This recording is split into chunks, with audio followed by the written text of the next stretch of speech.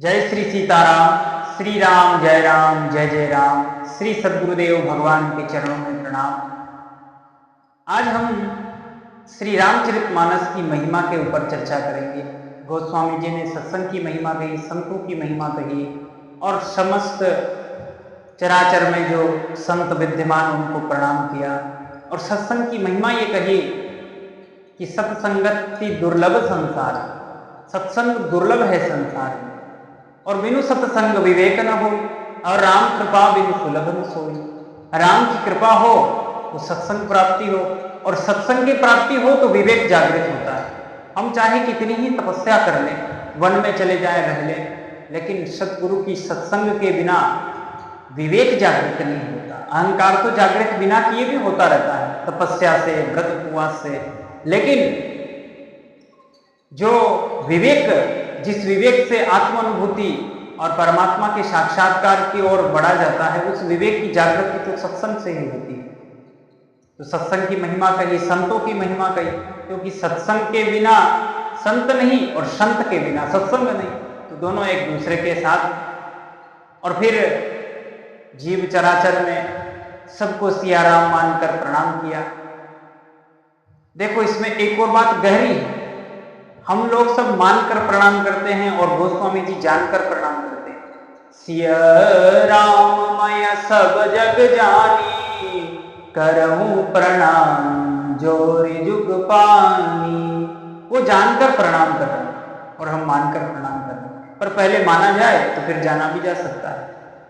जड़ चेतन जग जीव जत सकल राममय जानी, बंदों सबके पद कमल सदा जोरे जुग पानी। जड़ चेतन समस्त चराचर संसार सबको राममय जानकर प्रणाम कर रहे हैं गोस्वामी जी, और फिर श्री रामचरितमानस की महिमा कह रहे हैं। देखो, मैं विशेष विशेष बात पर चर्चा कर रहा हूं, ऐसा नहीं कि अब मैं एक एक लाइन पढ़ के आपको सुनाऊं और इससे फिर हम केवल सूत्रों पर चर्चा कर रहे हैं। तो गोस्वामी जी ने जो रामचरितमानस की महिमा कही, उससे हम एक छंद में गा लेते हैं और फिर उस पर चर्चा करते हैं। मंगल करनि कलिमल हरनि तुलसी कथा रघुनाथ की, गति कूर कविता सरित की, जो सरित पावन पाथ की। प्रभु सुजस संगति भनिति भली, होई सुजन मन भावनी। भव अंग भूति मसान की, सुमिरत सुहावनी पावनी। बड़ा सुंदर छंद लिखा रामचरितमानस की महिमा में, और कहा कि मंगल करनी, समस्त जो मंगल है उन मंगलों को देने वाली और करने वाली यह श्री राम जी की कथा, रघुनाथ जी की कथा है। तुलसीदास जी ऐसा कह रहे हैं। परम मंगल तो परमात्मा की प्राप्ति हो जाना ही परम मंगल। और फिर संसार में जो बहुत कार्य हम मांगलिक करते हैं, जिनको मांगलिक कहते हैं, शादी विवाह, मुंडन संस्कार आदि, यज्ञ हवन कीर्तन भजन, भगवान के जो जन्मोत्सव आदि, उन पर जो मंगल होता है वो भी मंगल है। परम मंगल करने वाली यह कथा है। आत्म कल्याण, आत्म साक्षात्कार, भगवान का साक्षात्कार अगर ठीक ठीक और बोध के साथ, विवेक के साथ इस कथा का पाठन, श्रवण और निधिध्यासन किया जाए, मनन किया जाए, तो निश्चित होता है। और कलिमल हरण, कलयुग के जितने पाप है, संताप है, भ्रम है, उनको हरने वाली है।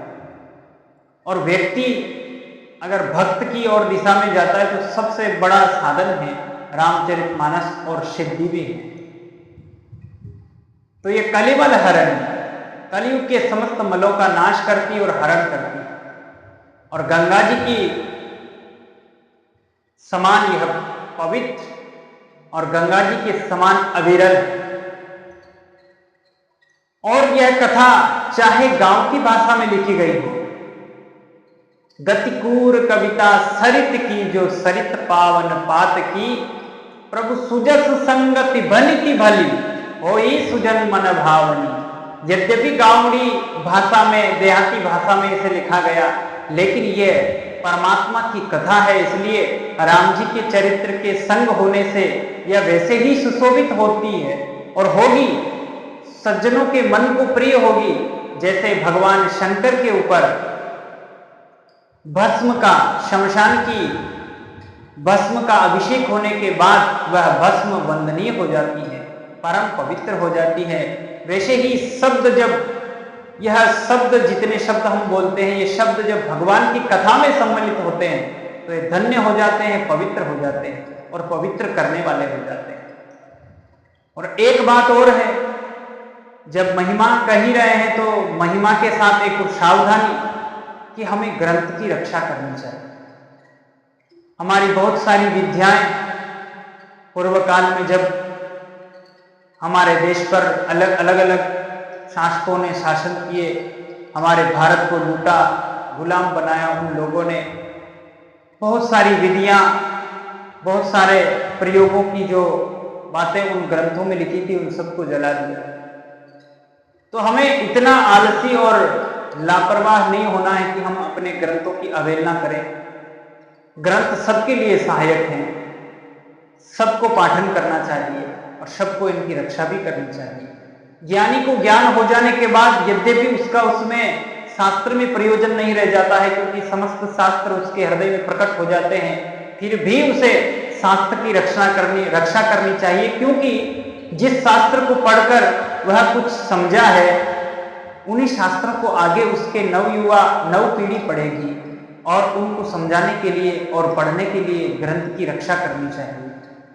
और उस प्रकार से रक्षा करनी चाहिए कि इसके जो छंद है, इसके जो श्लोक हैं, इसके जो भावार्थ हैं, उनको कोई बदले ना, इसके ऊपर कोई टिक्का टिप्पणी अलग से ना करे, क्योंकि परमात्मा की बात जैसी लिख दी गई है वैसी बात ठीक ठीक हृदय जैसे ही वैसा हो जाएगा तो समझ जाएगा।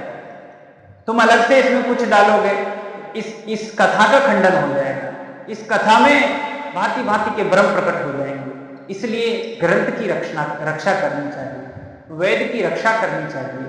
नारद सूत्र में भी लिखा है और श्रीमद् गीता जी में भी लिखा है कि ज्ञानी ज्ञान को प्राप्त हो जाए फिर भी वह कर्म करने वाले को विचलित ना करे, कर्म योगी को विचलित ना करें, भक्त को विचलित ना करें। क्योंकि फिर कोई जो आधा अधूरा ज्ञानी और एक दिशा का ज्ञानी होता है, वो मंदिर मूर्ति का विरोधी हो जाता है, भक्त की भक्ति का विरोधी हो जाता है, क्योंकि उसे ज्ञान नहीं होता, प्रेम का ज्ञान नहीं होता।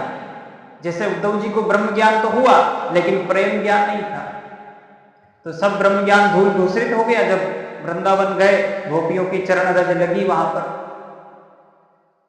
तो यह परमात्मा विशाल और अनंत है, विराट है, इसको किसी सीमा में नहीं बांधा जा सकता है। इसलिए जो ग्रंथ है उनकी हमें रक्षा करनी चाहिए। और रामचरितमानस, श्रीमद् भगवत गीता, श्रीमद् भागवत, श्रीमद् शिव पुराण और भी जो 18 पुराण और वेद हैं, इनकी हमें रक्षा करनी चाहिए।